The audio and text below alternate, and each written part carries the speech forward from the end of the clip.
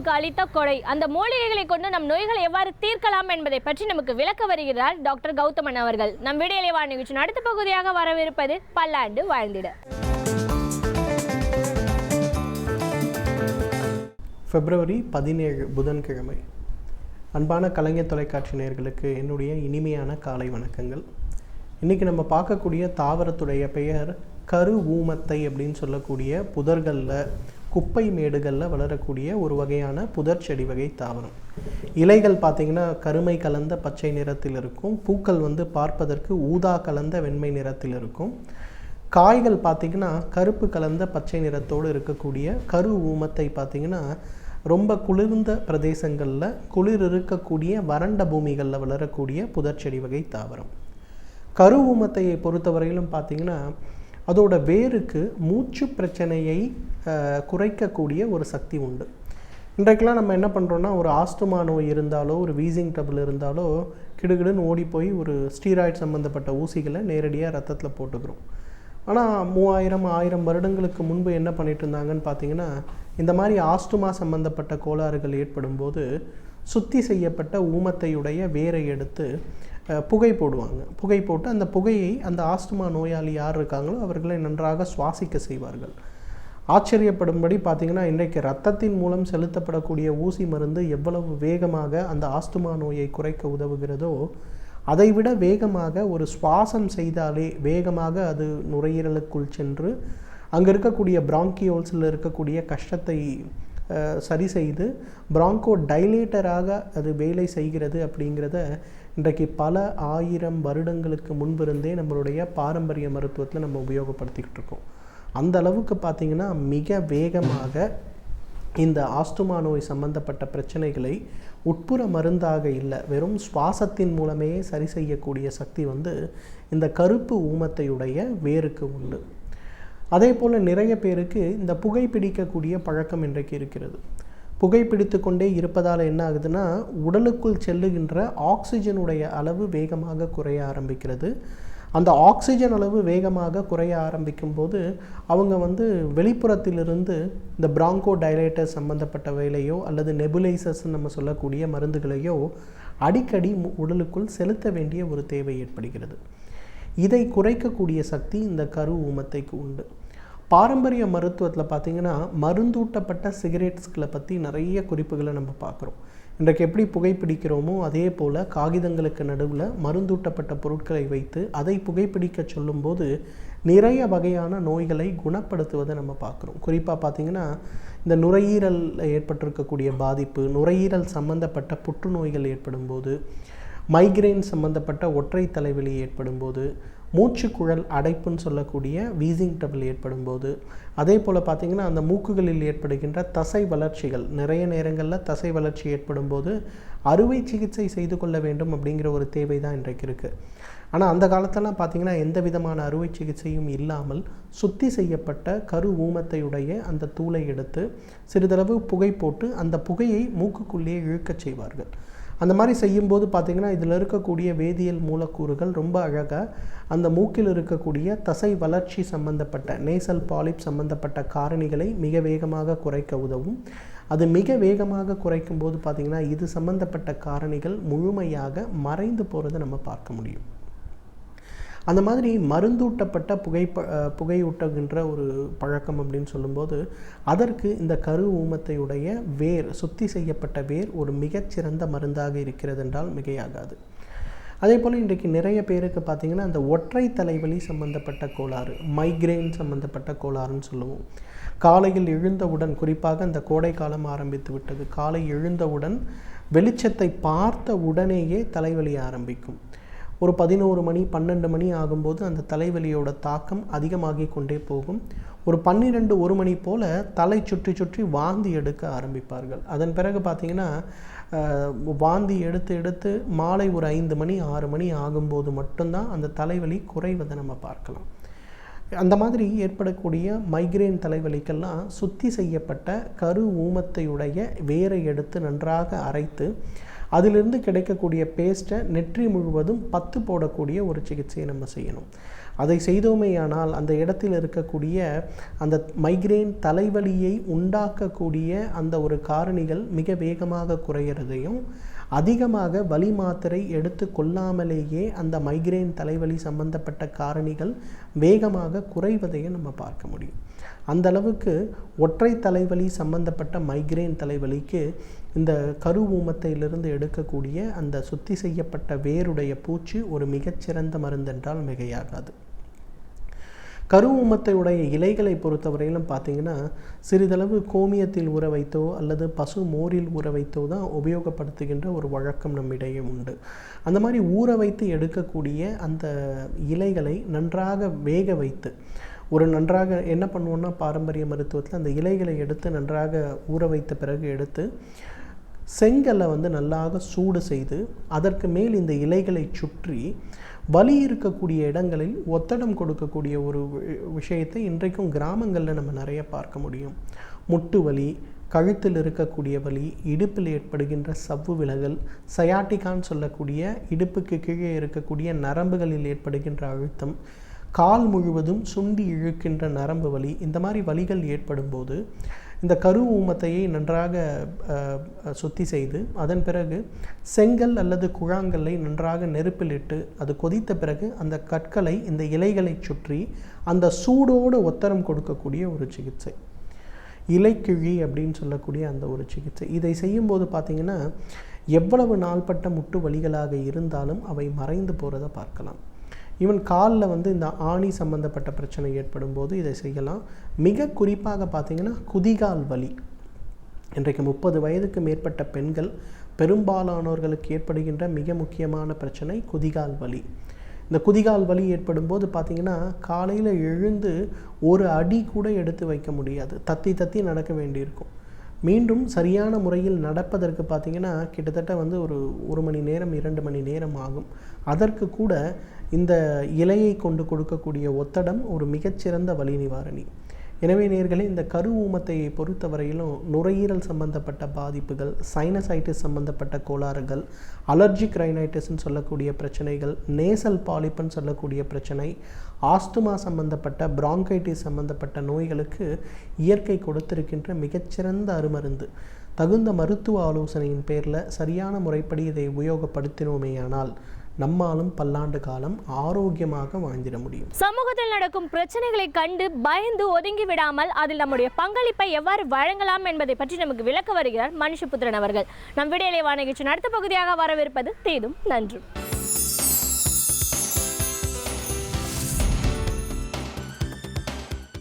வணக்கம் நண்பர்களே, இன்னும் ஒரு இனிய காலை பொழுதில் தீதும் நன்றும் நிகழ்ச்சியில் உங்களை சந்திப்பதில் மிக்க மகிழ்ச்சி அடைகிறேன். இந்திய நாடு என்பது சகிப்புத்தன்மை மிக்க நாடு, பன்முக கலாச்சாரங்களை அங்கீகரிக்கக்கூடிய நாடு, வந்தாரை வாழ்விக்கக்கூடிய நாடு, இன்னும் சொல்லப்போனால் எந்த ஒரு நிறவெறி அல்லது இனவெறிக்கு அப்பாற்பட்ட ஒரு நாடு என்கிற நம்பிக்கை நமக்கு நீண்ட காலமாக இருந்து வந்திருக்கிறது.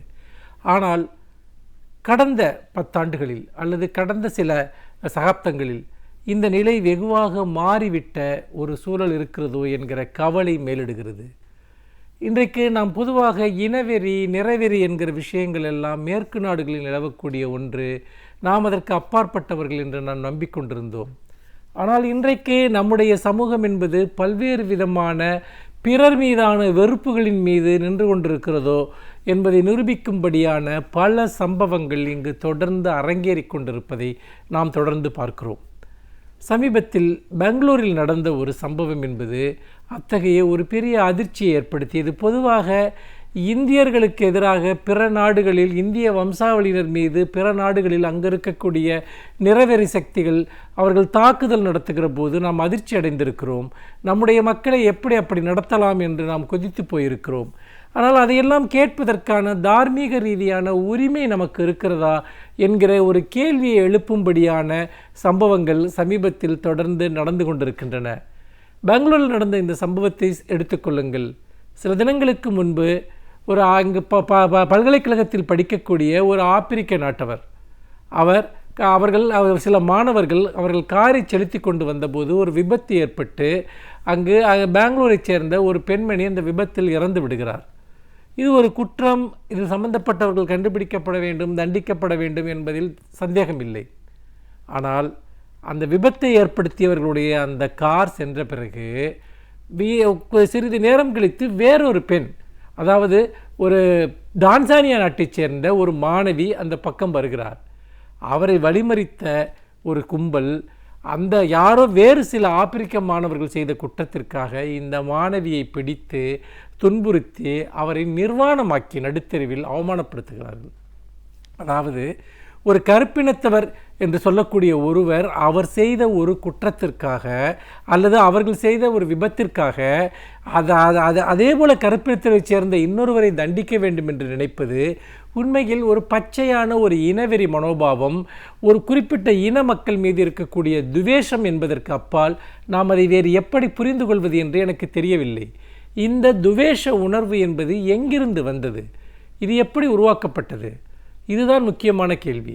ஏனென்றால் இது இன்றைக்கு இந்தியா முழுக்க பல்வேறு வடிவங்களில் இது இருப்பதை நாம் பார்க்கிறோம். ஒரு காலத்தில் மும்பையில் சிவசேனா போன்ற அமைப்புகள் அங்கு பிழைப்பிற்காக சென்ற, வாழ்வை தேடி சென்ற தமிழர்களை இனவெறியின் அடிப்படையில் எப்படி ஓட விரட்டினார்கள், எப்படி அவர்களுக்கு மிகப்பெரிய துன்பங்களை விளைவித்தார்கள் என்பதை நாம் மறந்துவிடக்கூடாது. மறைந்த பால் தாக்கரே போன்றவர்கள் எல்லாம் அன்றைக்கு அதில் மிகவும் முன்னணியில் இருந்தார்கள். அதற்கு பிறகு இப்பொழுதும் கூட மகாராஷ்டிராவில் பீகாரிகளுக்கு எதிரான ஒரு மனோபாவம் இருப்பதை நாம் பார்க்கிறோம். இன்னொரு புறம் இந்தியாவின் பல மாநிலங்களில் வட இந்திய தொழிலாளிகளுக்கு எதிரான ஒரு மனப்பான்மை, அவர்களை அந்நியர்களாக பார்ப்பது, குற்ற இயல்பு கொண்டவர்களாக பார்ப்பது என்பது பரவலாக இருக்கிறது. 2 வருடங்களுக்கு முன்பு ஒரு வதந்தியின் அடிப்படையில் அச்சத்தினால் அஸ்ஸாமில் இருந்து வந்த இன்னும் பல வட இந்தியாவில் இருந்து வந்த பல வடமாநில தொழிலாளிகள் கூட்டமாக ரயிலேறி சென்று தாங்கள் தாக்கப்படலாம் என்கிற பயத்துடன் அவர்கள் சென்ற காட்சியை நாம் கண்டோம். அதே போல தான் இன்றைக்கும் கூட பல இடங்களில் சிறுபான்மை மக்களின் மீதான ஒரு தாக்குதல் என்பது பரவலாக இருந்து கொண்டிருக்கிறது. பலர் மதக்கலவரங்களில் தங்களுடைய வாழ்விடத்தை விட்டு கூட்டமாக வெளியேறி அவர்கள் வாழக்கூடிய அவலம் ஏற்பட்டிருக்கிறது.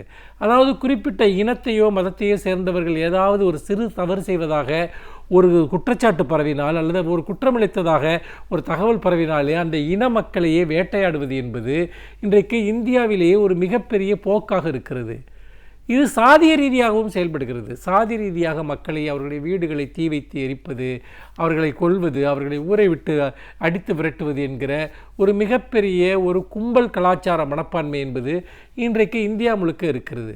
அப்படி என்றால் சாதி வெறி, மதவெறி, இனவெறி ஆகியவை உச்சத்தில் இருக்கக்கூடிய ஒரு இடமாக இந்தியா மாறிக்கொண்டிருக்கிறதா என்கிற ஒரு மிகப்பெரிய கவலை நம்முடைய மனதில் மேலெழுகிறது. பெங்களூரில் நடந்த இந்த சம்பவத்தில் நாம் கவனிக்க வேண்டிய இன்னொரு விஷயமும் இருக்கிறது. அதுதான் அந்த பெண்ணிற்கு இழைக்கப்பட்ட அவமதிப்பு என்பது. பொதுவாக ஒரு வெறுப்பின் அடிப்படையில் ஒருவரை தாக்குகிறார்கள் என்கிற அடிப்படையோடு மட்டும் அது நில்லாமல் ஏன் அந்த பெண்ணை நிர்வாணப்படுத்தி அவமானப்படுத்த வேண்டும் என்று சொன்னால், பொதுவாக இனவெறியினுடைய அல்லது ஒரு சமூகத்தை வெறுப்பவர்களுடைய முதலாவதான ஒரு செயலே அந்த சமூகத்தைச் சேர்ந்த பெண்களை மானமங்கப்படுத்துவதாகும். ஏன் யுத்த முனைகளில் ஒரு தோற்கடிக்கப்படுகிற சமூகங்களுடைய பெண்கள் ஏன் வேட்டையாடப்படுகிறார்கள், அவர்கள் ஏன் பாலியல் ரீதியாக அவமதிக்கப்படுகிறார்கள் என்று நீங்கள் பார்த்தீர்கள் என்றால், ஒரு இனத்தை அவமதிப்பது என்பது அந்த பெண்களை அவமதிப்பது, அந்த பெண்களை பாலியல் ரீதியான துன்பத்திற்கு ஆளாக்குவது என்பது நீண்ட காலமாக ஆணாதிக்க சமூகங்களில் உறைந்து போயிருக்கக்கூடிய ஒரு மனோபாவம். அதுதான் இதிலும் வெளிப்படுகிறது. இங்கு கருப்பினத்தவருக்கு எதிராக வெளிப்படக்கூடிய இந்த மனோபாவம் என்பது பொதுவாகவே கருப்பு நிறம் கொண்டவர்களுக்கு எதிராக நிலவக்கூடிய ஒரு வெறுப்புணர்ச்சி, ஆழமான வெறுப்புணர்ச்சியினுடைய ஒரு வெளிப்பாடாகத்தான் அதை பார்க்க முடிகிறது. இதுதான் இங்கு இருக்கக்கூடிய தலித் மக்களுக்கும் காலமாக இந்த கொடுமைகள் இழைக்கப்பட்டு வந்திருக்கின்றன. பெண்களை நிர்வாணமாக்கி துன்புறுத்துவது என்கிற இந்த கொடுமை என்பது பல சந்தர்ப்பங்களில் நடந்திருக்கிறது. பல ஊர் பஞ்சாயத்துகளில் கூட இதுபோன்ற சம்பவங்கள் நடந்திருப்பதாக நாம் செய்திகளில் தொடர்ந்து படித்து வந்திருக்கிறோம். இந்த நிலையில் ஒரு சமூகத்தின் மீதான, ஒரு சமூக பிரிவின் மீதான வன்முறை என்பது அந்த சமூக பிரிவில் உள்ள பெண்களின் மீதான வன்முறையுடன் தான் தொடங்குகிறது என்பதை நாம் மறந்துவிடக்கூடாது. இப்படிப்பட்ட சூழ்நிலையில் நாம் இந்த வன்முறை சூழலை நாம் எப்படி எதிர்கொள்ளப் போகிறோம் என்பது நம் முன்னால் இருக்கக்கூடிய முக்கியமான கேள்வி. இந்த நாட்டில் இருக்கக்கூடிய அன்பு, அகிம்சை, சகிப்புத்தன்மை என பல மரபுகள் இங்கு இருக்கின்றன. புத்தரை போன்ற ஒரு மிகப்பெரிய ஒரு தத்துவ பாரம்பரியம், பௌத்த மதம் போன்ற ஒரு பெரிய தத்துவ பாரம்பரியம் தோன்றிய ஒரு நாடு இது. அன்பை உலகிற்கே சொல்லிக் கொடுத்த ஒரு நாடு இது. சகிப்புத்தன்மையை உலகிற்கே சொல்லிக் கொடுத்த நாடு இது. அதே போல் அரசியல் போராட்டத்திற்காக அகிம்சையை ஒரு கருவியாக கொள்ள வேண்டும் என காந்தியடிகளின் வாயிலாக உலகத்திற்கே கற்பித்த நாடு அது. இந்தியா என்றால் பொதுவாக இருக்கக்கூடிய நம்பிக்கை என்பது சகிப்புத்தன்மை, அகிம்சை என்பது. இந்த கோட்பாடுகளை நாம் அழித்துவிட்டால் இந்தியாவினுடைய அடித்தளங்களையே நாம் அழிப்பதாக மாறிவிடும். எப்படி மேற்கு நாடுகள் ஒரு ஜனநாயகம், கருத்து சுதந்திரம் அல்லது உரிமைகளுக்கான ஒரு போராட்டம் என்கிற அடிப்படையில் உருவாகி வந்ததோ, அதே போல சகிப்புத்தன்மை அல்லது அகிம்சை என்கிற அடிப்படையில் உருவாகி வந்த நாடு இந்த நாடு. பல்வேறு கலாச்சாரங்கள் ஒன்றை ஒன்று அரவணைத்து பல்வேறு மக்கள், பல்வேறு இனங்கள் ஒருவரை ஒருவர் தழுவி வாழக்கூடிய நாடு இந்த நாடு. இந்த அடித்தளங்களை நாம் தகர்த்து விட்டால், இந்த அடித்தளங்களை நாம் இல்லாமல் செய்துவிட்டால் இந்த நாட்டிற்கென அடிப்படையில் எதுவுமே மிஞ்சாது. இன மோதல்களும் மத மோதல்களும் சாதி மோதல்களுடைய படுகொலை களமாக இந்த நாடு மாறிவிடும். ஆகவே இந்த தான்சானியா மாணவிக்கு இழைக்கப்பட்ட அநீதி என்பது அது ஒட்டுமொத்தமாக இந்தியாவினுடைய பன்முகத்தன்மைக்கு இழைக்கப்பட்ட ஒரு அவமானம். இது நம்முடைய உளவியலில் இருந்தால் அது வேறறுக்கப்பட வேண்டும். இதை செய்யக்கூடிய குற்றவாளிகள், இதுபோன்ற செயல்களில் ஈடுபடக்கூடிய குற்றவாளிகள் கடுமையாக தண்டிக்கப்பட வேண்டும். அதன் மூலமாக இந்த நாட்டினுடைய மாண்பு காப்பாற்றப்பட வேண்டும் என்பதில் எந்த சந்தேகமும் இல்லை என்று சொல்லி மீண்டும் இன்னும் ஒரு புதிய சிந்தனையோடு உங்களை சந்திக்கிறேன். நன்றி, வணக்கம். பல்வேறு துறைகளை சார்ந்த பிரபலங்கள் அவர்களுடைய அனுபவங்களை நம்முடன் பகிர்ந்து கொள்ளும் போது அது நமக்கு சிறந்த வழிகாட்டியாக அமைகின்றது. அந்த வகையில் இன்றைய சிறப்பு விருந்தினர் யார் என்பதை பற்றியும் அவர்கள் என்ன கருத்துக்களை நம்முடன் பகிர்ந்து கொள்ளப் போகிறார் என்பதையும் பார்க்கலாம். நம் வீடியோவை வாணிகிச்சு அடுத்த பகுதியாக வரவிருப்பது சிறப்பு விருந்தினர் பகுதி.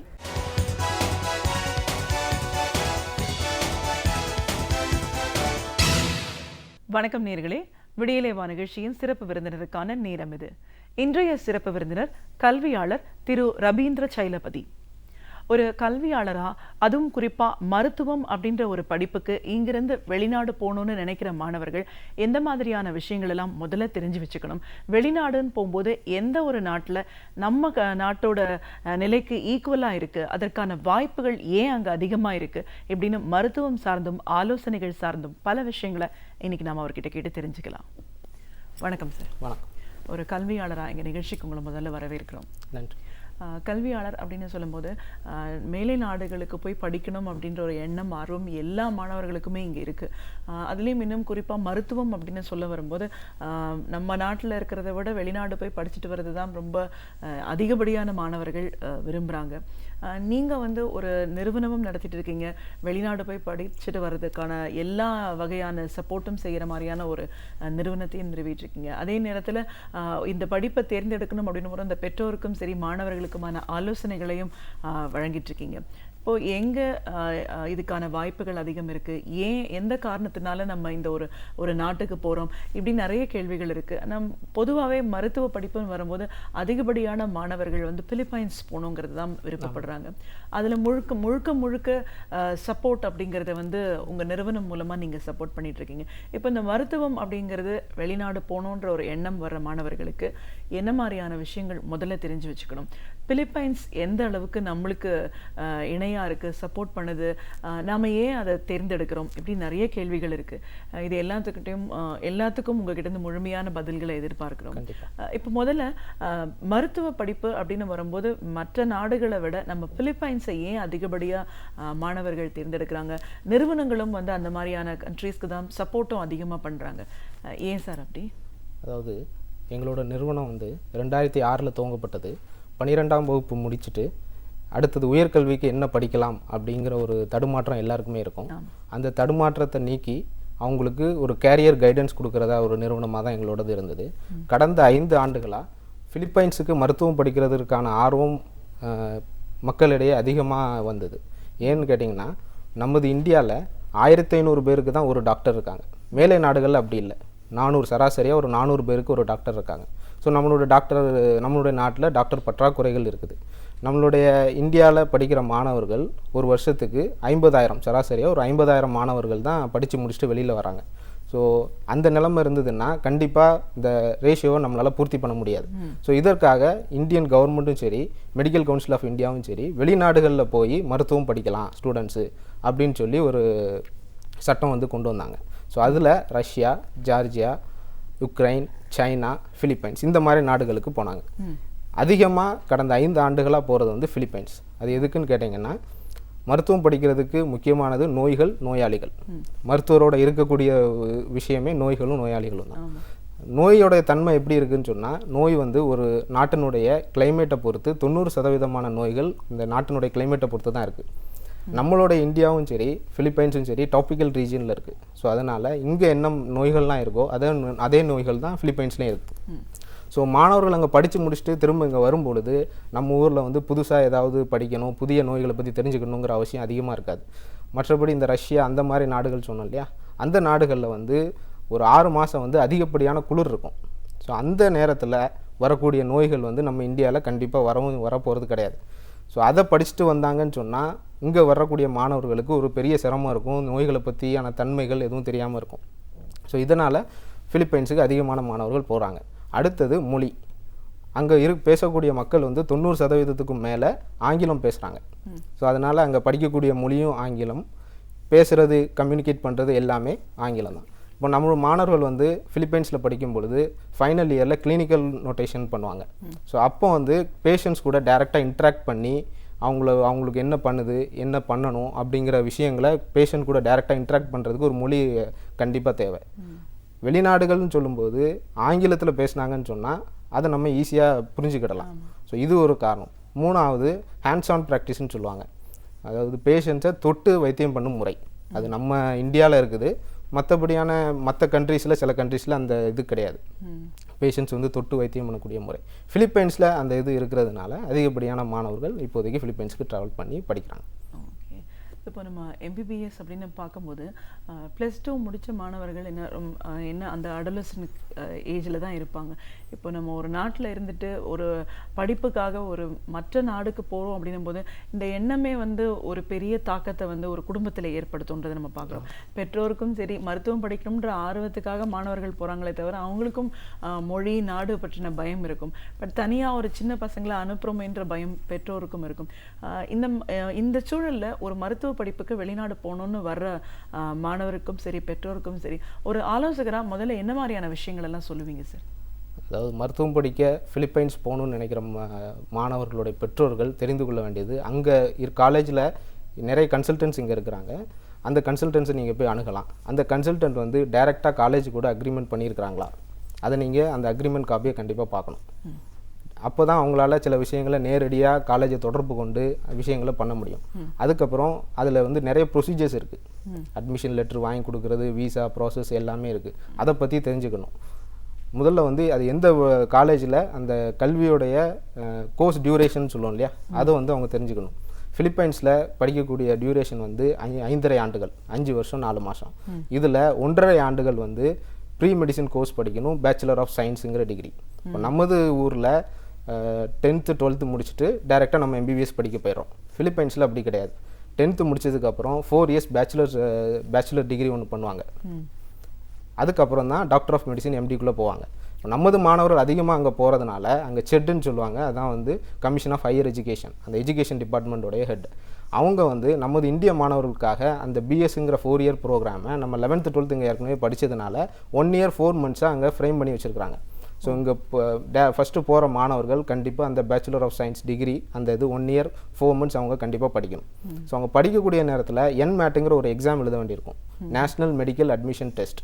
இந்த டெஸ்ட்டில் எல்லா மாணவர்களும் குறைந்தது 40% மார்க் இருந்தால் மட்டும்தான் அவங்களால எம்டிக்குள்ளே போக முடியும். இதை நிறைய பேர் சொல்கிறதில்ல. ஸோ இதை நீங்கள் தெரிஞ்சுக்கிடணும். அடுத்தது இந்தியன் எம்பசி மணிலா, அதாவது இந்திய தூதரகம், பிலிப்பைன்ஸில் இருக்கக்கூடிய இந்திய தூதரகத்தினுடைய வெப்சைட்டில் அவங்க வந்து எந்த காலேஜில் போய் படிக்கலாம், இதனுடைய முறைகள்லாம் என்ன, காலேஜை பற்றி எப்படி தெரிஞ்சுக்கிடணும் அப்படிங்கிற டீட்டெயில்ஸ் எல்லாமே போட்டிருக்காங்க. ஒரு 36 காலேஜஸ் இருக்குது. அந்த வெப்சைட்டில் போய் நீங்கள் பார்த்தீங்கன்னா தெரிஞ்சுக்கலாம். அந்த 36 காலேஜஸில் போய் படிச்சுட்டு வந்தால் தான், படிச்சுட்டு முடிச்சதுக்கப்புறம் இங்கே வந்து எம்சிஐயில் ஒரு ஸ்க்ரீனிங் டெஸ்ட் இருக்கும். ஸோ அந்த டெஸ்ட்டை அவங்க பாஸ் பண்ணால் தான் அவங்க இங்கே வந்து வேலை பார்க்க முடியும். இப்போ நம்ம நாட்டில் ஃபாலோ பண்ணுறது வந்து பிரிட்டிஷ் சிலபஸ், அங்கே ஃபாலோ பண்ணுறது வந்து யூஎஸ் சிலபஸ். ஸோ அங்கே வந்து ப்ராக்டிக்கல் நோட்டேஷன்ஸ் அதிகமாக இருக்கும். அதனால் மாணவர்கள் எல்லாம் அங்கே போகிறாங்க. கண்டிப்பாக அதுக்கு தான் கேட்டேன். அந்த ஆலோசனைன்னு வரும்போது பெற்றோரை பொறுத்த வரைக்கும் இதை எப்படி எடுத்துக்கிறாங்க? ஒரு பயம் இருந்துகிட்டே இருக்கும் இல்லையா வெளிநாடு அனுப்புகிறோன்றதுக்கு? ஆமாம், பயம் இருக்கும். இங்கே இருந்து கூட்டு போகிற அந்த கன்சல்டன்ட்ஸ்னு சொல்கிறோம் இல்லையா, அந்த ஏஜென்ட்ஸ் வந்து டைரெக்டாக காலேஜ் கூட டைப் வச்சுருக்காங்களான்னு பார்க்கணும். வேறு என்னென்ன வசதிகள் அவங்க செஞ்சு கொடுக்குறாங்க, அடிக்கடி அவங்க அங்கே போய் ஸ்டூடெண்ட்ஸை பார்க்குறாங்களா. வீசா வந்து அங்கே ஒரு பெரிய இஷ்யூஸ். அதாவது இங்கே நம்மளுடைய நாட்டுக்கும் அந்த நாட்டுக்கும் நல்ல ஒரு நல்லிணக்கம் இருக்குது.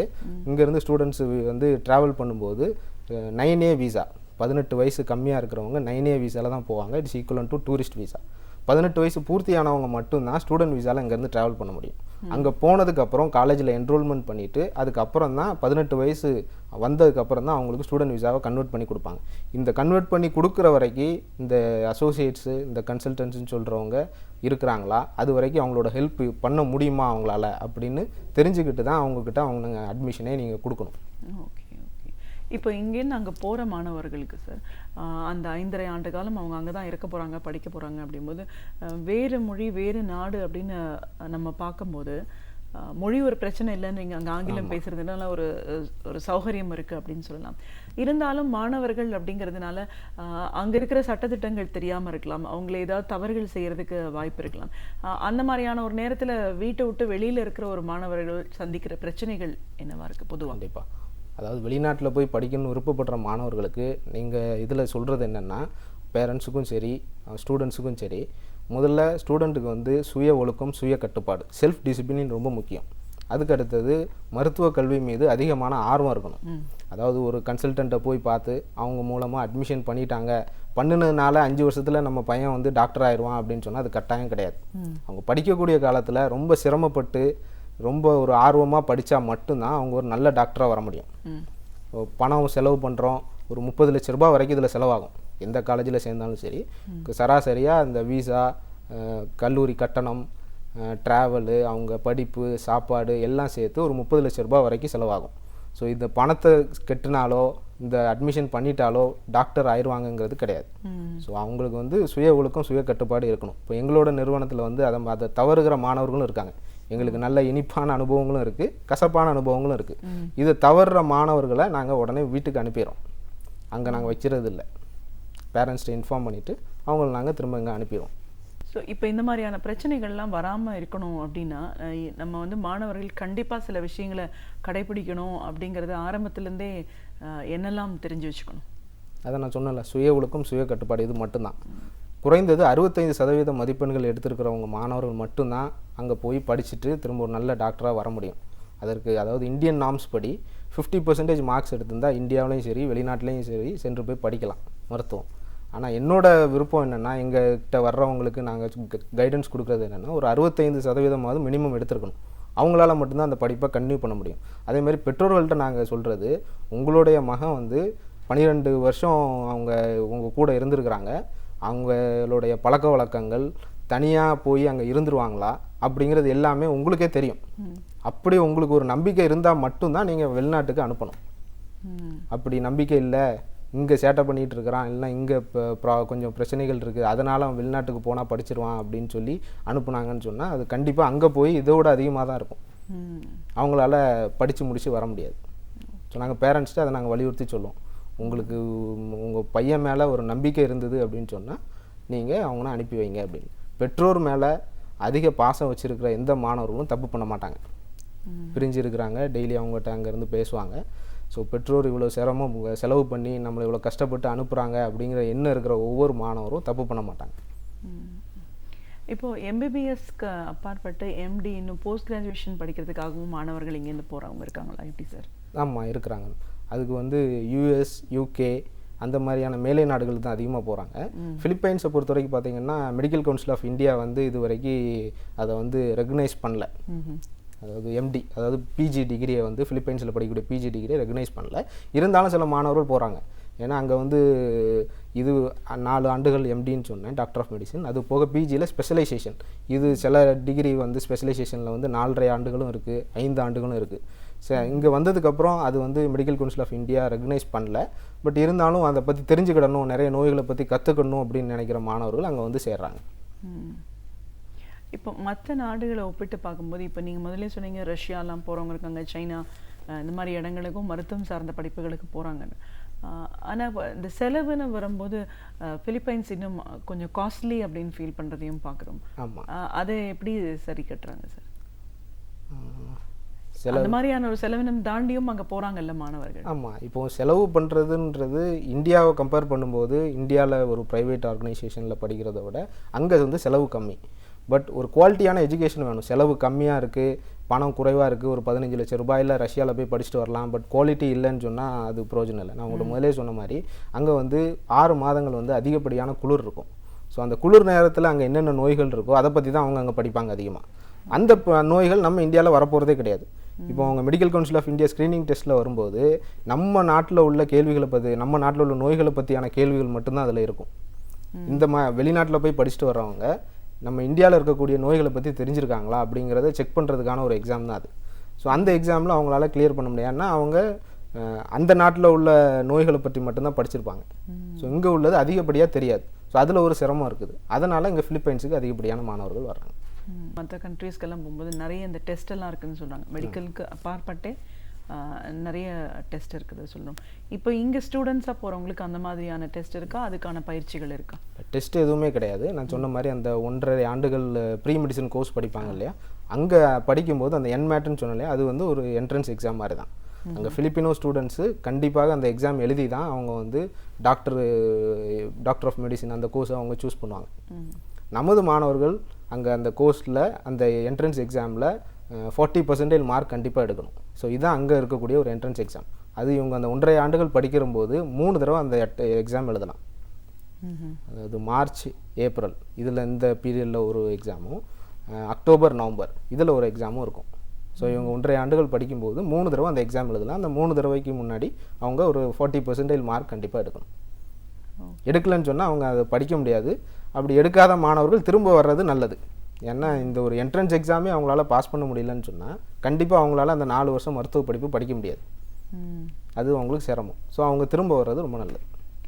ஸோ இப்போ இங்கேருந்து ஒரு மாணவர் மருத்துவ படிப்புக்காக போகும்போது அந்த ஏஜென்சி எந்த அளவுக்கு அவங்களுக்கு உத்தரவாதம் கொடுக்குது? ஒன்று நீங்கள் சொன்னீங்க தனி மனித ஒழுக்கம் இல்லைன்னா அதுக்கு யாரும் கேரண்டி இல்லை திரும்பி வரணும்னு. பட் இப்படி ஒரு படிப்புக்காக ஒருத்தர் போகிறாங்க, இவ்வளோ தூரம் ஒன்று கடன் பட்டோ செலவு பண்ணி ஒருத்தங்களை வெளிநாடு அனுப்புகிறாங்கன்னும் போது அந்த ஃபஸ்ட்டு இந்த ப்ரீ டிகிரி கோர்ஸ்ன்னு சொல்கிறீங்களே, இந்த இடத்துல இந்த பிரச்சனைகள் இருக்குது, இது தாண்டலைன்னா திரும்பி வராங்க அப்படின்னும் போது இப்போ இந்த காஸ்டிங் எல்லாம் எப்படி சார் ஒர்க் அவுட் பண்ணுறீங்க? இப்போ அவங்களுக்கு அது நஷ்டம் அப்படிங்கிற மாதிரி? ஆமாம், அதுதான் நாங்கள் வரும்போதே முதல்ல நாங்கள் எல்லா விஷயத்தையும் கிளியராக சொல்லிடுறோம். இந்த மாதிரியான செலவுகள் ஆகும். மொதல் வருஷம் அதிகப்படியாக கொஞ்சம் செலவாகும். ஏன்னா டிக்கெட் இங்கேருந்து போகக்கூடிய விசா செலவுகள், அங்கே போய் அவங்கள ஸ்டூடெண்ட் விசாவாக கன்வெர்ட் பண்ணுறது, இந்த மாதிரியான செலவுகள்லாம் அதிகப்படியாக ஆகும். இந்த எக்ஸாமில் பாஸ் பண்ணால் தான் உங்கள் மாணவர் வந்து படிக்க முடியும்னு நாங்கள் முதலே வலியுறுத்தி சொல்கிறோம். அதான் சொன்னேன், பேரண்ட்ஸுக்கு பிள்ளைகள் மேலே ஒரு நம்பிக்கை இருக்கணும். படிக்க போகிற மாணவர்களுக்கும் மருத்துவ கல்வி மீது அக்கறை இருக்கணும். அக்கறை இருந்துன்னு சொன்னால் அந்த 40% மார்க் எடுக்கிறது பெரிய விஷயம் இல்லை. ஸோ அக்கறை இல்லாமல் வீட்டினுடைய கம்பல்ஷனுக்கு ஏதோ வெளிநாட்டில் போய் படிக்கணும், சும்மா படிக்கணும்னு வர்ற மாணவர்களுக்கு தான் அது பொருந்தும். நான் சொல்கிறது திரும்ப வர்றது, படித்து முடிக்க முடியாமல் திரும்ப வராங்கன்னு சொன்னோம், அது அந்த மாதிரி மாணவர்கள் தான் பொருந்தும். அக்கறையோடு இருக்க மாணவர்கள் நிறைய பேர் இருக்காங்க. இப்போ எங்கள் நிறுவனத்தை அணுகி போன வருஷம் ஒரு 100 மாணவர்கள் ஒரு கல்லூரியில் சேர்ந்தாங்க. அதில் உள்ளவங்க யாருமே அந்த என்மேட் எக்ஸாமில் இப்போ ஃபெயில் ஆகலை. இப்போ ஒரு 300 மாணவர்கள் அங்கே படிச்சுட்ருக்குறாங்க. ஸோ அவங்க ஃபஸ்ட் அட்டம்ப்டில் கொஞ்சம் பேர் பாஸ் ஆகிருக்காங்க, கொஞ்சம் பேர் இனிமேல் தான் முதல் தடவை அந்த எக்ஸாம் எழுத போகிறாங்க, அடுத்த மாதம் நடக்கக்கூடிய எக்ஸாம். இப்போ வந்து நம்ம இங்கே ஒரு நாட்டிலேருந்து இன்னொரு நாட்டுக்கு போகும்போது பிரச்சனைகள் பற்றி சொல்லியிருக்கீங்க, நம்ம சரியாக இருக்கணும், தனி மனித ஒழுக்கம் ரொம்ப முக்கியம் அப்படின்னீங்க. அந்த மாதிரி இல்லைன்னா விளைவுகள் எவ்வளோ விபரீதமாக இருக்குது நம்ம பார்த்துருக்கோம். இதையெல்லாம் தாண்டி ஒரு மாணவர் அங்கே போகும்போது பல மாணவர்கள் பல நாடுகள்லேருந்தும் அங்கே வந்திருப்பாங்க. ஸோ இப்போ அந்த ஒருத்தருக்கான இன்ட்ராக்ஷன்ஸ் எப்படி இருக்கும், எப்படி மற்றவங்களோட பழக முடியும்? உதாரணத்துக்கு நம்ம சாப்பாடே அங்கே கிடைக்குமா என்னன்னு தெரியல, உணவு பழக்க வழக்கங்கள், இப்படி general mingling with students with peer groups எப்படி இருக்குது சார்? அதாவது நமது நாட்டிலேருந்து அங்கே போகிற மாணவர்கள் அங்கே இருக்கக்கூடிய ஃபிலிப்பினோ ஸ்டூடெண்ட்ஸோட அவங்களுக்கு கிளாஸஸ் இருக்காது. இது வந்து தனியாக இருக்கும் இன்டர்நேஷ்னல் ஸ்டூடெண்ட்ஸோட. இதில் வந்து ஒரு 15 நாடுகள்லேருந்து வந்து படிப்பாங்க. யூஎஸ்லேருந்து வந்து படிக்கிறவங்க இருக்காங்க, நைஜீரியாவிலேருந்து வந்து படிக்கிறாங்க, ஈவன் சைனாலேருந்து வந்து படிக்கிறாங்க. ஸோ ஸ்டூடெண்ட்ஸ் எல்லாரு கூடயும் அவங்க பேசும் பொழுது அவங்கள எந்த மாதிரியான கல்வி இதுக்கு முன்னாடி படிச்சுட்டு வந்திருக்கிறாங்க, அதாவது கல்வின்னு சொல்லும்போது எப்படி அவங்க படிச்சுட்டு வந்திருக்காங்க, அந்த கல்வி முறைன்னு இருக்குது. இப்போ நம்ம ஊரில் 12th வரைக்கும் எக்ஸாமில் மக்கப் பண்ணி அதை அப்படியே தான் படிச்சுட்டு வந்திருப்பாங்க. அங்கே போய் இந்த மாதிரி மாணவர்கள் கூட அவங்க இன்ட்ராக்ட் பண்ணும்போது அவங்க எந்த மாதிரியான கல்வி முறையை ஃபாலோ பண்ணிட்டு வந்திருக்காங்க, அந்த கல்வி முறை இவங்களுக்கு பிடிச்சிருந்தது இல்லை அதை இவங்க பின்பற்ற முடிஞ்சதுன்னு சொன்னால் அது அவங்களுக்கு ஒரு பெரிய ஒரு அட்வான்டேஜாக இருக்கும்.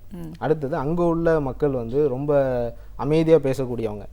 ஒரு சத்தமாக நம்ம ஒரு 2 பசங்க நின்று பேசிகிட்டு இருக்கிறத பார்த்தானா யாரோ சண்டை போட்டுட்டு இருக்க மாதிரி அவங்க ஃபீல் பண்ணுவாங்க. ஸோ அதனால் அமைதியாக இருக்கக்கூடியவங்க. அவங்க நம்மளை பற்றி எதுவும் அந்த நிறப்பிரச்சனைன்னு சொல்லுவோம் இல்லையா, அந்த பிரச்சனைகள் வந்து மற்ற நாடுகளில் இருக்கலாம், பிலிப்பைன்ஸில் வந்து அது கண்டிப்பாக கிடையாது.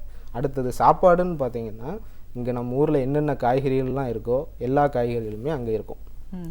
அங்கே வந்து கல்டிவேஷனுக்கு முக்கியத்துவம் உண்டாங்க. மெயின் நம்ம ஊரை மாதிரி அங்கே வந்து கல்டிவேஷன் தான் ரொம்ப அதிகமாக பண்ணுறாங்க. ஸோ அதாவது சாப்பாடு பிரச்சனைகள் அங்கே, ஆனால் கண்டிப்பாக அவங்களுடைய சாப்பாட்டு முறைகளும் நம்மளுடைய சாப்பாட்டு முறைகளும் கண்டிப்பாக வித்தியாசமானது. நம்மளால் அவங்களுடைய சாப்பாட்டு முறைகளை பின்பற்ற முடியாது. ஸோ அதுக்காக இப்போ எல்லா காலேஜஸ்லேயுமே அதிகமான தமிழ் மாணவர்களும் இந்தியன் ஸ்டூடெண்ட்ஸும் அங்கே இருக்கிறாங்க. ஸோ அவங்களே அங்கே வந்து பக்கத்தில் நிறைய கேன்டீன்ஸ் இருக்குது. இப்போ எங்களுடைய நிறுவனத்தை எடுத்துக்கிட்டிங்கன்னா நாங்கள் அங்கே தங்கி இருக்கக்கூடிய மாணவர்களுக்கு நாங்கள் கேன்டீனும் வச்சுருக்கிறோம், மெஸ்ஸும் வச்சுருக்கிறோம். அவங்க தங்கி இருக்கிறது வந்து கல்லூரி வளாகத்துக்குள்ளே தான் தங்கி இருக்கிறாங்க. ஸோ அவங்களுக்கு அவங்க இருக்கிற இடத்துக்கே நாங்கள் வந்து அவங்களுக்கு தேவையான ஃபுட்டை வந்து அங்கே நாங்கள் ப்ரொவைட் பண்ணுறோம். அப்படி இல்லைன்னா கூட அவங்க வந்து காலேஜை சுற்றி நிறைய இந்தியன் கேன்டீன்ஸ் இருக்குது. இந்த கல்லூரியில் வந்து ஒரு 1000 மாணவர்கள், இந்திய மாணவர்கள் அங்கே படிக்கிறாங்க. ஸோ இந்தியாவிலேருந்து எல்லா தலைநகரத்துலேருந்தும் வந்த மாணவர்கள், எல்லா ஸ்டேட்லேருந்தும் வந்த மாணவர்கள் இருக்காங்க. ஸோ அவங்களுக்கு அங்கே வெளியில் ஏகப்பட்ட ரெஸ்டாரண்ட்ஸு, ஹோட்டல்ஸ் எல்லாமே இருக்குது. ஸோ நமது மாணவர்களுக்கு அங்கே போகும்பொழுது அந்த பிரச்சனைகள் இல்லை. ஸோ அதனால் இந்த பேரண்ட்ஸ் வந்து போகிறதுக்கு முன்னாடி அங்கே எவ்வளவு அந்த ஒரு கல்லூரியில் சேர்க்க போகிறோன்னு சொன்னால் அந்த கல்லூரியில் எவ்வளோ மாணவர்கள் இருக்கிறாங்க, நம்ம இந்திய மாணவர்கள் எவ்வளோ பேர் இருக்கிறாங்க, சாப்பாடு பிரச்சனைகள் அங்கே எப்படி இருக்குது, நல்ல சாப்பாடு அங்கே கொடுக்க முடியுதா அப்படின்னு. இப்போ நாங்கள் ஃபேஸ் பண்ணுற ப்ராப்ளம் என்னென்னா, என்ன தான் நம்ம நல்ல சாப்பாடு கொடுத்தாலும் ஒரு 2 மாதம் அவங்களுக்கு அது வந்து நல்லாயிருக்கும், அதுக்கப்புறம் கண்டிப்பாக அது வந்து ஒரு இது இல்லாமல் போகும். இப்போ எங்களுக்கு அது எங்கள் கல்லூரியில் அந்த பிரச்சனை இல்லை. அவங்க ஒரு 2 மாதம் வெளியில் அந்த காலேஜுக்கு வெளியில் இருக்கக்கூடிய கேன்டீன்ஸ், ஹோட்டல்ஸ் இந்த மாதிரி அவங்க சாப்பிடுவாங்க. திரும்ப ஒரு 2-3 மாதம் கழித்து எங்கிட்ட வந்து சாப்பிட வருவாங்க. ஸோ அந்த சாப்பாடு அங்கே எவ்வளோ கிடைக்குது, எவ்வளோ மாணவர்கள் இருக்காங்க, அதை பொறுத்து தான் அங்கே ஹோட்டல்ஸ் எல்லாமே ஓப்பன் பண்ணுவாங்க இல்லையா. ஸோ அந்த இதை அவங்க பேரண்ட்ஸ் தெரிஞ்சுக்கிட்டு தான் அங்கே அனுப்பணும். ஓகே. இப்போ இங்கேருந்து போய் படிச்சுட்டு வர மாணவர்கள், இப்போ இந்த 5.5 ஆண்டு கால கல்வி அப்படின்னு சொல்லியிருக்கீங்க, எம்பிபிஎஸ் பொறுத்த வரைக்கும் இங்கே எம்பிபிஎஸ்ன்னு சொல்கிறது அங்கே எம்டியா, டாக்டர் ஆஃப் மெடிசன் படிச்சுட்டு வராங்க. இப்போ அங்கேருந்து படிச்சுட்டு வர்றவங்க அப்படியே டைரெக்டாக இங்கே ஒரு டாக்டராக நம்ம ப்ராக்டிஸ் பண்ண முடியுமா, இல்லை இங்கே அதுக்கப்புறம் ஏதாவது ஃபார்மாலிட்டிஸ், ப்ரொசீஜர்ஸ் இருக்குது? ப்ரொசீஜர்ஸ் இருக்குது. அங்கே வந்து 5.5 ஆண்டுகள் அந்த டாக்டர் ஆஃப் மெடிசன் முடிச்சுட்டு டிகிரி வாங்கிட்டு இங்கே வந்து மெடிக்கல் கவுன்சில் ஆஃப் இந்தியான்னு சொல்லி நம்ம இதில் இருக்கக்கூடிய, நம்ம இந்தியாவில் இருக்கக்கூடிய அந்த இதில் வந்து அவங்க வந்து முதல்ல சர்டிஃபிகேட்டை ப்ரொடியூஸ் பண்ணி அதில் ஒரு ஸ்க்ரீனிங் டெஸ்ட் வைப்பாங்க. இந்த ஸ்க்ரீனிங் டெஸ்ட் வந்து SCQஸில் இருக்கும், அதாவது சூஸ் த பெஸ்ட் ஆன்சர்ஸில் இருக்கும். ஸோ அந்த எக்ஸாமில் அவங்க அப்பியர் ஆகி அந்த எக்ஸாமில் பாஸ் பண்ணணும். பாஸ் பண்ணி முடித்ததுக்கப்புறம் 1 ஆண்டுகள் வந்து அவங்க ஹவுஸ் சர்ஜனாக இங்கே ப்ராக்டிஸ் பண்ணணும். ஏன்னா வெளிநாட்டில் போய் படிக்கிறாங்க, நம்ம நாட்டில் உள்ள நோய்களை பற்றி எப்படி தெரிஞ்சிருக்கிறாங்க அப்படிங்கிறது ரொம்ப முக்கியமானது. எக்ஸாமில் பாஸ் பண்ணதுனால அவங்க வந்து ஒரு கிளினிக் வச்சுக்கலாம், ஆப்ரேஷன் இமீடியட்டாக பண்ணலாம் அப்படிங்கிறது அலோவ் பண்ணுறது கிடையாது. அவங்க ஒன் இயர் வந்து இங்கே இருக்கக்கூடிய ஹாஸ்பிட்டல்ஸில் அவங்க ஒர்க் பண்ணணும் ஹவுஸ் சர்ஜனாக. ஒர்க் பண்ணும்போது அவங்க நிறைய விஷயங்களை தெரிஞ்சுக்கலாம். அதுக்கப்புறம் தான் அவங்க வந்து ஒரு தனியார் நிறுவனத்தில் வேலை பார்க்குறதோ, அவங்க தனியாக கிளினிக் வைக்கிறதோ, இந்த மாதிரியான விஷயங்கள் இருக்குது. இப்படி அவங்க அங்கே படித்து முடித்து இந்த எக்ஸாம் பாஸ் பண்ணி இந்த ஹவுஸ் சர்ஜனும் முடிச்சிட்டாங்கன்னு சொன்னால் இங்கே தமிழ்நாட்டில் எம்பிபிஎஸ் படிக்கிறாங்க இல்லையா, அவங்களுக்கும் இவங்களும் ஈக்குவலாகிடுவாங்க, எந்த வித்தியாசமும் இருக்காது. அவங்க வந்து நம்ம பிலிப்பைன்ஸில் படிச்சுட்டு வந்தவங்க வந்து கவர்மெண்ட் எக்ஸாம் எழுதி அந்த என்ட்ரன்ஸ் எக்ஸாமில் அப்பியர் ஆகி இங்கே கவர்மெண்ட் டாக்டராகவும் ஆகலாம். இங்கே நடக்கக்கூடிய பிஜி என்ட்ரன்ஸ் எக்ஸாமும் எழுதி இவங்க வந்து மேல் படிப்பும் இங்கேயே தொடரலாம் இந்தியாவில். அதில் எந்த ஒரு இதுவும் இருக்காது. அங்கே போய் எம்பிபிஎஸ் முடிச்சுட்டு வரவங்க இங்கே வந்து எம்டி படிக்கணும்னாலும் அவங்களுக்கு அதெல்லாம் பாசிபிலிட்டி? ஆமாம், பாசிபிலிட்டிஸ் இருக்குது. அதுக்கு அந்த MCA நடத்தக்கூடிய ஸ்க்ரீனிங் டெஸ்ட்டு முடிச்சிருக்கணும், இந்த 1 ஆண்டுகள் ஹவுஸ் சர்ஜன் முடிச்சிருக்கணும். இப்போ பிலிப்பைன்ஸில் ஒரு அட்வான்டேஜ் என்னென்னா, இந்த டிகிரி படிச்சுட்டு இருக்கும்போது யூஎஸில் அதாவது specialisation in MD, higher studies, PG courses படிக்கிறதுக்கான வாய்ப்புகள் இருக்குது. USMLEன்னு ஒரு எக்ஸாம், என்ட்ரன்ஸ் எக்ஸாம் இருக்குது. அதை அவங்க 3rd இயர் படிக்கும்போது, அதாவது MD 3rd இயர் படிக்கும்போது அந்த எக்ஸாம் வந்து 3 ஸ்டெப்பு. அதில் ஸ்டெப் 1ங்கிற இதை வந்து அவங்க அப்போவே எழுதலாம் 3ஆவது வருஷம் படிக்கும்போது. ஃபைனல் இயர் படிக்கும்போது ஸ்டெப் 2 அந்த எக்ஸாம் அவங்க எழுதலாம். அது ரெண்டும் பாஸ் பண்ணிட்டாங்கன்னா ஸ்டெப் 3 வந்து யூஎஸில் வந்து இன்டர்வியூ. ஸோ அந்த இன்டர்வியூலேயே அவங்க பாஸ் பண்ணிட்டாங்கன்னு சொன்னால் யூஎஸில் வந்து ஃப்ரீ அந்த எஜுகேஷன், பிஜி வந்து ஸ்காலர்ஷிப்போடு அவங்க படிக்கிறதுக்கான வாய்ப்புகளும் இருக்குது.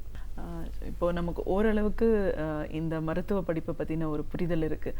பிலிப்பைன்ஸில் போய் படிக்கிறதுக்கும் நம்ம இந்தியாவில் படிக்கிறதுக்கும் பெரிய ஒரு மாற்றங்கள் இல்லை. சின்ன சின்ன விஷயங்கள், சில டெஸ்ட் எல்லாம் நம்ம எழுதினோன்னா இங்கே படிக்கிறதுக்கு உண்டான டிகிரிக்கு ஈக்குவலாக கிடைக்கிது. மற்ற நாடுகளை விட பிலிப்பைன்ஸ் போகிறது தான் நம்மளோட ட்ராபிக்கல் கண்ட்ரீஸோட ஒன்றா இருக்குதுன்னு நீங்கள் சொல்லியிருக்கீங்க.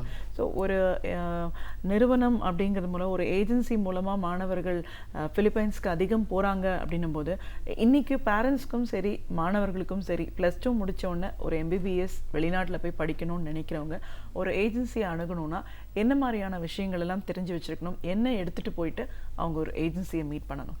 அதாவது மருத்துவம் படிக்கிறதுக்கு ஃபிலிப்பைன்ஸை சூஸ் பண்ணிட்டாங்கன்னு சொன்னால் அதுக்கு பண்ணக்கூடிய கன்சல்டன்ட்ஸ் நிறைய பேர் இருப்பாங்க. அதை நீங்கள் நெட்டில் சர்ச் பண்ணலாம். இல்லைனா காலேஜோட வெப்சைட்டில் போய் நீங்கள் ஒரு காலேஜை இந்த காலேஜில் படிக்கலாம், இல்லை நமக்கு தெரிஞ்சவங்க யாராவது இந்த கல்லூரியில் படிக்கிறாங்க, ஸோ அந்த காலேஜில் சேரணும் அப்படின்னு நினைக்கிறவங்க அந்த காலேஜோட வெப்சைட்லேயே யாரெல்லாம் ஆத்தரைஸ்டு ரெப்ரசன்டேட்டிவ் ஃப்ரம் இந்தியா அப்படிங்கிற லிஸ்ட் அந்த காலேஜோட வெப்சைட்லேயே இருக்கும். ஸோ அந்த லிஸ்ட்டை போய் நீங்கள் செக் பண்ணி அவங்கள நீங்கள் டேரெக்டாகவோ இல்லை டெலிஃபோன்லேயோ கான்டாக்ட் பண்ணி அவங்ககிட்ட நீங்கள் டீட்டெயில்ஸ் எல்லாமே தெரிஞ்சுக்கலாம். அடுத்தது அங்கே அட்மிஷன் லெட்டர் வாங்கணும்.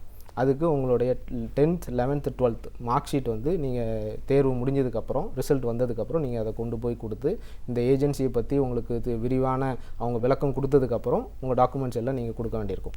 அவங்க அட்மிஷன் லெட்டர் வாங்கி கொடுத்ததுக்கப்புறம் காலேஜிலேருந்து அடுத்தபடியானது வீசா. ஸோ வீசா பண்ணுறதுக்கு நிறைய டாக்குமெண்ட்ஸ் தேவை. அது இங்கே இந்தியாவில் இருக்கக்கூடிய பிலிப்பைன்ஸ் எம்பசியில் நிறைய டாக்குமெண்ட் சப்மிட் பண்ணும்.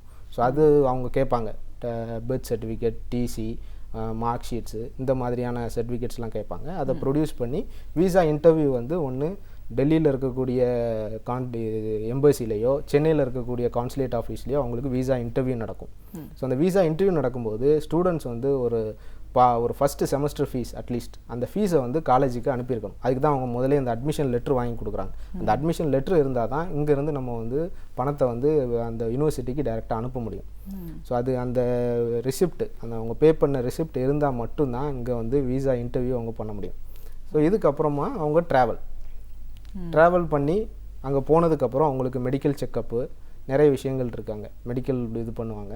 அதுக்கப்புறம் அவங்க வீசா வந்து போகிறது எல்லாமே 9A வீசாவில் போவாங்க, நான் ஏற்கனவே சொல்லியிருந்தேன். ஸோ அங்கே போய் மெடிக்கல் செக்கப் முடிச்சுட்டு அங்கே உள்ள எம்பசியில் போய் அவங்க வந்து ஸ்டூடெண்ட் வீசாவை கன்வெர்ட் பண்ணிடுவாங்க. ஓகே. ஸோ இந்த மாதிரியான ஒரு மெத்தட்லாம் முதல்ல தெரிஞ்சு வச்சுட்டு தான் ஒரு ஏஜென்சி நம்ம அணுக வேண்டிய சூழ்நிலை இருக்குது. ஒரு கல்வியாளர் அப்படிங்கிற முறையில் மருத்துவ படிப்புக்கு மாணவர்கள் இங்கேருந்து வெளிநாடு போகணும் அப்படின்னும் போது எந்த நாடு அதுக்கு உகந்ததாக இருக்குது அப்படின்னு பார்க்கும்போது பிலிப்பைன்ஸ் தான் முக்கியமானதாக இருக்குது. பிலிப்பைன்ஸ்க்கு ஒவ்வொரு ஆண்டும் 200 மாணவர்களுக்கு மேலே உங்களோட ஏஜென்சி மூலமாகவே நீங்கள் அனுப்பிட்டுருக்கீங்க. அங்கேருந்தும் நிறைய மாணவர்கள் சக்ஸஸ்ஃபுல்லாக முடிச்சுட்டு வந்துட்டு இருக்காங்க. அப்படி போகிற நேரத்தில் அவங்களுக்கு என்ன மாதிரியான ஒரு சிக்கல்கள் வரும்? அதெல்லாம் வராமல் இருக்கணும்னாக்கா நம்மளை சரிப்படுத்திக்க வேண்டிய அவசியம் என்ன இருக்கும்? அதெல்லாம் தாண்டி நம்ம போய் அந்த பிரச்சனையில மாட்டிட்டோம்னா அதுக்கப்புறம் அவங்களுடைய ஒரு பெரிய கேள்விக்குறி தான் வெளிநாட்டில் அங்கே போய் படிக்கிறதுங்கிற ஒரு சூழல் இருக்குது அப்படின்ற ஒரு முக்கியமான ஒரு இன்ஃபர்மேஷனையும் நீங்கள் இன்றைக்கி சொல்லியிருக்கீங்க. இதெல்லாம் தாண்டி போய் படிச்சுட்டு வர மாணவர்கள் சக்ஸஸ்ஃபுல்லாக இங்கே மருத்துவம் பயிற்சி பண்ணுறதுக்கான வாய்ப்புகள் எவ்வளோ தூரம் இருக்குது, அதற்கு என்ன ட்ரைனிங் எக்ஸாம்ஸ் எழுதணும் அப்படின்னு நிறைய விஷயங்களை எங்கள் நேயர்களோட நீங்கள் முழுமையாக பகிர்ந்ததுக்கு நன்றி. இலக்கிய தேடல்கள், வரலாற்று சான்றுகள், இவைகளில் இருந்து நாம் அறிந்திராத பல அரிய தகவல்களை நமக்கு அழகு தமிழில் வழங்க வருகிறார் பேராசிரியர் சுபவீர பாண்டியன் அவர்கள். நம் விடியலை நிகழ்ச்சியின் அடுத்த பகுதியாக வரவிருப்பது ஒன்றே சொல் நன்றே சொல்.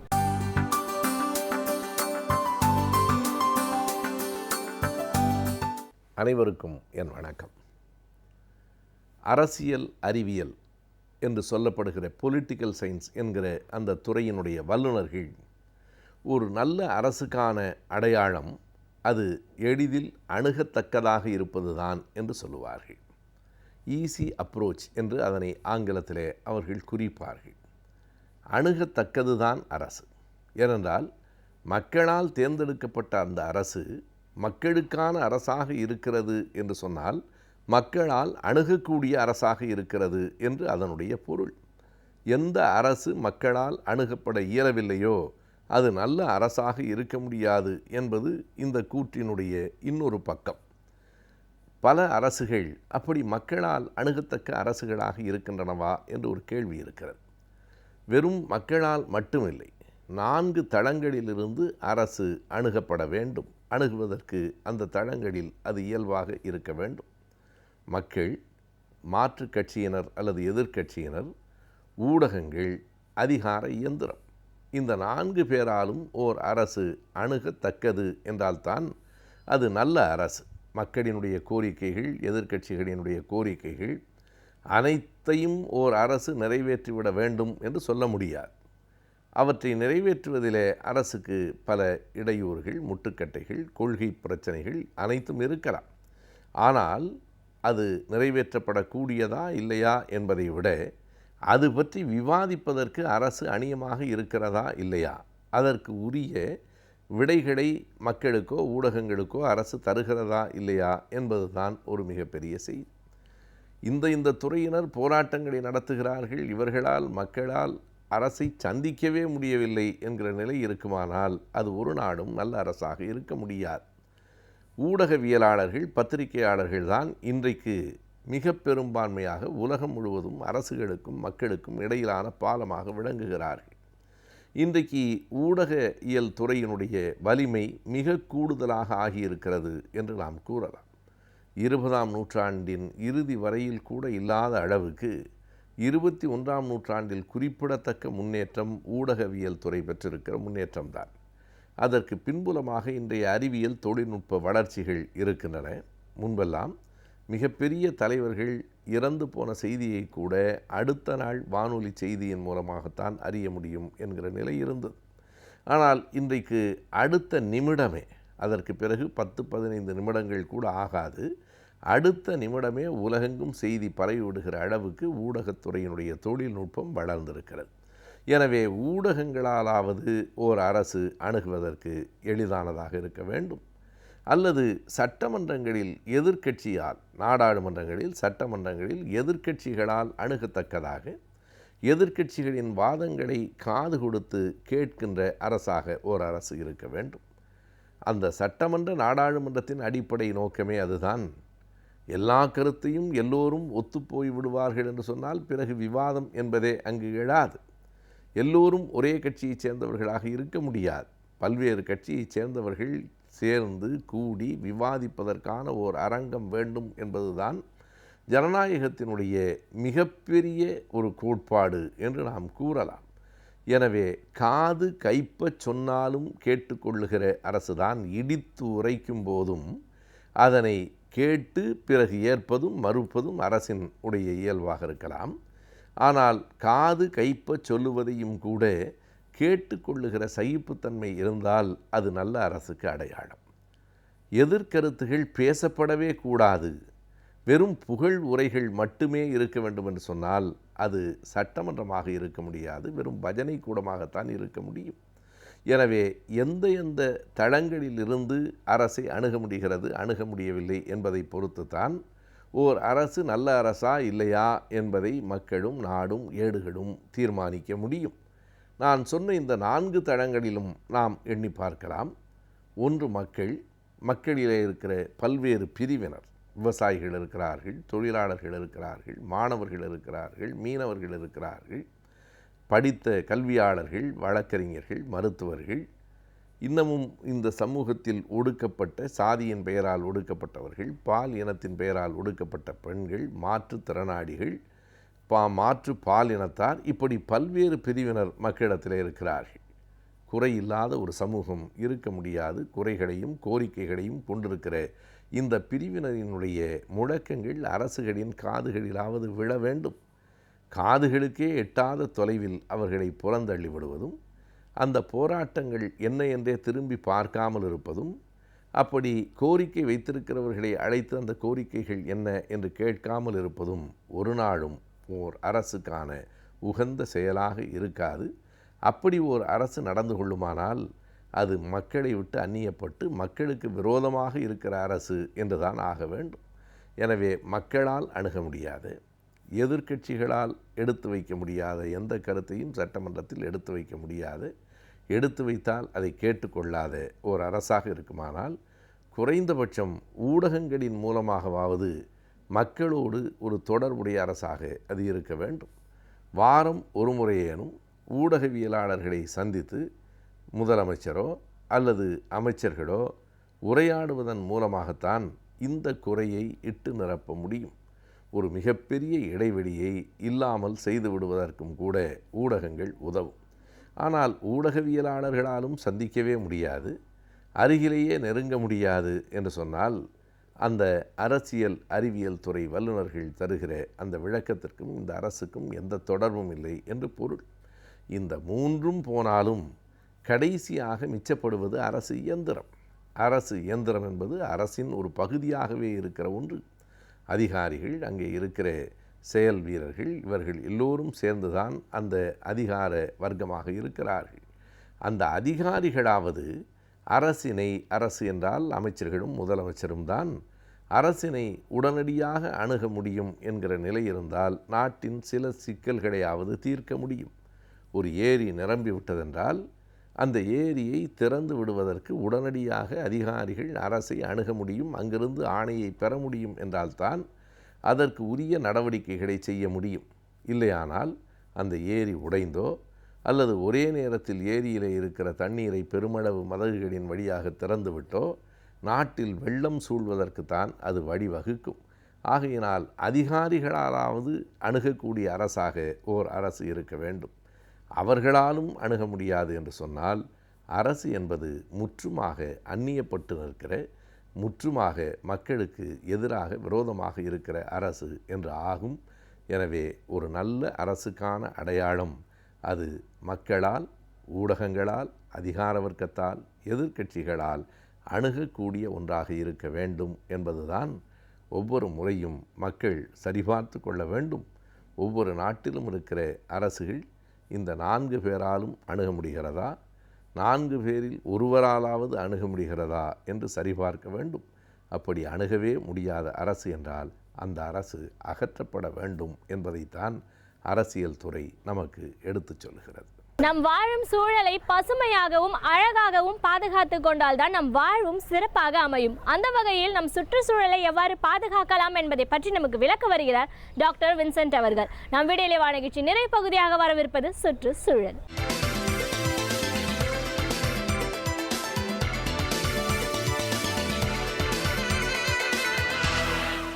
இன்றைக்கு நம்முடைய சுற்றுச்சூழல் பாதுகாப்பாக இல்லாத ஒரு சூழ்நிலையில் அதனால் ஏற்படுகிற விளைவுகளின் அடிப்படையில் பல நோய்கள் இங்கே அதிகமாக வந்து கொண்டிருக்கிறது. தற்சமயம் இந்த உலகத்தையே ஆட்டிப்படைத்து கொண்டிருக்கிற ஒரு வைரஸை பற்றி இப்பொழுது ஊடகங்களிலும் அதே மாதிரி பல நாடுகள் அதை பற்றி விவாதித்து கொண்டிருக்கிறது. அந்த வைரஸ் என்பதுதான் ஜிகா வைரஸ் என்று இன்றைக்கு கிட்டத்தட்ட அனைத்து நாடுகளும் இதை பற்றி விவாதித்து கொண்டிருக்கிறது. ஏற்கனவே உலக சுகாதார நாடுகளின் அமைப்பு 22 நாடுகள் இந்த ஜிகா வைரஸ் பரவுவதனால் அதிகமாக பாதிப்புக்குள்ளாயிருக்கின்ற செய்தியை கொடுத்திருக்கிறது. அதுபோன்று அமெரிக்காவில் பல பகுதிகள் இந்த நோய்க்கிருமியால் நோய்களை உருவாக்கி கொண்டு அதனால் பல பேர் பாதிப்புக்கு உள்ளாயிருக்கிறார்கள். எப்பொழுதெல்லாம் நம்முடைய சுற்றுச்சூழல் பாதிப்பு அடைந்து கொண்டிருக்கிறதோ அப்பொழுது ஒரு சுகாதாரக்கேடு உருவாகிறது. ஆனால் பல வருடங்கள் இதை பற்றி நாம் அறிந்திருந்தும் கூட இன்று கூட நம்முடைய சுற்றுச்சூழலை ஒரு சுகாதார சூழ்நிலையில் வைத்துக்கொள்வதற்கு இன்னும் நாம் பல மைல் தூரம் செல்ல வேண்டியிருக்கிறது. அதன் அடிப்படையில் தான் இன்றைக்கு வந்து கொண்டிருக்கிற நோய்களினுடைய எண்ணிக்கை பலவாறாக இருக்கிறது. ஏற்கனவே டெங்கு நோயினால் அதிக பாதிப்புக்குள்ளாகி கொண்டிருக்கிறோம். அதே மாதிரி ஸ்வைன் ஃப்ளூ என்று சொல்கிறோம். அதையும் தாண்டி சிக்குன்குனியா என்று சொல்கிறோம். இப்போ புதிதாக உருவாகியிருப்பது தான் இந்த ஜிகா வைரஸ் என்று சொல்லப்படுகிற நோய். இந்த நோய் பரவுதல் எப்படி உருவாகிறது என்று கேட்டால் மீண்டும் கொசுகளினால் உருவாகிறது. ஏற்கனவே நம்முடைய ஒட்டுமொத்த நாட்டிலுமே கொசுக்களின் தொல்லை அதிகமாக உருவாகி கொண்டிருக்கிறது. ஏனென்றால் அந்த கொசுகள் வளருவதற்கு நாம் அதற்கு காரணமாக இருந்து கொண்டிருக்கிறோம். அதனால் தான் இப்பொழுது ஆராய்ச்சிகள் என்ன சொல்கிறது என்றால், இந்த ஜிகா வைரஸ் எதன் மூலம் மனிதனுக்கு பரவுகிறது என்றால் கொசுக்கள் வழியாக இது பரவுகிறது என்ற உறுதியான விஞ்ஞான தகவல் நமக்கு இருக்கிறது. அதிலும் கொசுக்களிலும் நான் ஏற்கனவே முன்னாடி குறிப்பிட்டிருக்கிறேன், 3 வகையான கொசுக்கள் இருக்கிறது. அனாஃபிலிஸ் என்ற கொசு இருக்கிறது, கியூலெக்ஸ் என்ற கொசு இருக்கிறது, ஏடிஸ் என்று சொல்லப்படுகிற கொசு இருக்கிறது. ஆனால் இப்பொழுது தற்சமயம் அதிகமாக பரவிக்கொண்டிருக்கிற நோய்களை பரப்பிக்கொண்டிருக்கிற ஒரு கொசு எது என்று கேட்டால் ஏடிஸ் இன வகையைச் சேர்ந்த அந்த கொசுக்கள் தான் இந்த மாதிரி நோய்களை உருவாக்கி கொண்டிருக்கிறது. ஏற்கனவே இந்த ஏடிஸ் என்று சொல்லப்படுகிற கொசு தான் சிக்குன்குனியா, டெங்கு இது போன்ற நோய்கள் உருவாவதற்கு காரணமாக இருந்து கொண்டு இருக்கிறது. ஆனால் தான் இன்று கூட நம்ம மக்களை காப்பாற்றுகிற அந்த சூழ்நிலையில் இந்த மாதிரி கொசுக்களை எந்தவாறு கட்டுப்படுத்த வேண்டும் என்ற ஒரு முனைப்பு இன்றைக்கி அனைவர் மத்தியிலும் இருந்து கொண்டிருக்கிறது. ஆனால் இது முடிவதற்குள்ளாக இப்பொழுது புதிதாக வந்திருக்கிற இந்த நோய் தான் ஜிகா வைரஸ் மூலம் வருகிற இந்த நோய். ஏனென்றால் இந்த ஏடிஸ் என்று சொல்லப்படுகிற கொசுக்களில் இந்த வைரஸ் நுழைந்து அது பல பேரை கடிக்கின்ற பொழுது இந்த நோய் உருவாகிறது.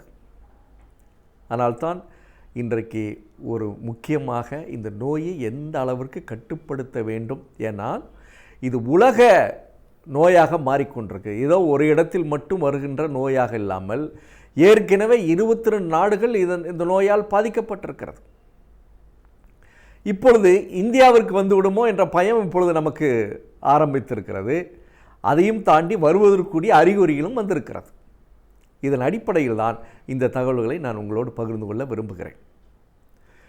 பொதுவாக இந்த ஜிகா வைரஸ் என்று சொல்லப்படுகிற அந்த நோய் கிருமி இந்த கொசு மூலம் நமக்கு வருகிற பொழுது அது என்னென்ன விளைவுகளை ஏற்படுத்துகிறது என்றால், அதிலும் இந்த வைரஸுக்கு ஒரு சிறப்பான ஒரு தன்மை என்னவென்று கேட்டால், இது கடி பெற்றவர்களுடைய உடல் நலத்தை அதிகம் பாதிப்பதை விட அதிலும் சிறப்பாக பெண்களுக்கு இதனுடைய தாக்கம் இருக்கிற பொழுது அந்த பெண்கள் கர்ப்ப காலத்தில் ஏற்பட்டிருக்கிற அந்த சூழ்நிலையில் குழந்தைக்கு ஒரு பெரிய பாதிப்பை ஏற்படுத்துகிற வைரஸாக இது இருக்கிறது.